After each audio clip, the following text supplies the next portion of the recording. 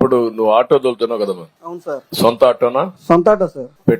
పెట్రోలా డీజిలా? డీజిలే sir. Diesel. దీన్ని ఇప్పుడు electrical vehicle గా మార్చుకుంటే నీకు ఖర్చు తగ్గుతుంది కదా? తగ్గుతుంది సార్. ఏమైనా ఆలోచించావా దిశగా? ఆలోచించాను కానీ సార్, అది తీసుకోవాలంటే 3 లక్షల పైన కాస్ట్ అవుతుంది సార్. ఎలక్ట్రికల్ వెహికల్స్ గా కన్వర్ట్ చేసుకుంటే ఆటోమేటిక్ గా నీ కాస్ట్ తగ్గుతుంది, ఖర్చు తగ్గుతుంది, ఆదాయం పెరుగుతుంది.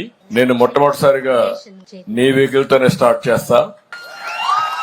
ఎలక్ట్రికల్ వెహికల్ ఇంట్లోనే ఛార్జ్ చేసుకోవచ్చు నువ్వు.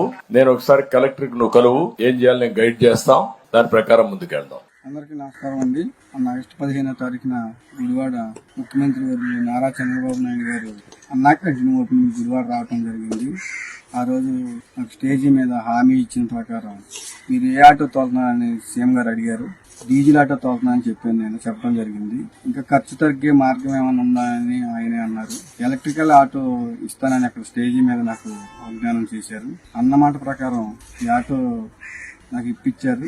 సీఎం గారికి ధన్యవాదాలు చెప్పుకుంటూ నేను ఎప్పటికీ సీఎం గారికి రుణపడి ఉంటానని, నా కుటుంబానికి ఎంతో ఆదాయం పెరుగుతుందని నేను నమ్ముతున్నాను. ఎందుకంటే డీజిల్ ఖర్చు ఉండదు కాబట్టి ఇంట్లోనే ఛార్జింగ్ పెట్టుకుని ఈ ఆటో తోలుకుంటే డబ్బులు ఆదా చేసుకోవచ్చు అన్నది మటుకి సీఎం గారు చెప్పింది అక్షరాల నిజమండి.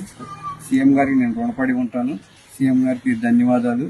జీవితాంతం సీఎం గారి పేరు చెప్పుకుంటానని తెలియజేసుకుంటాను.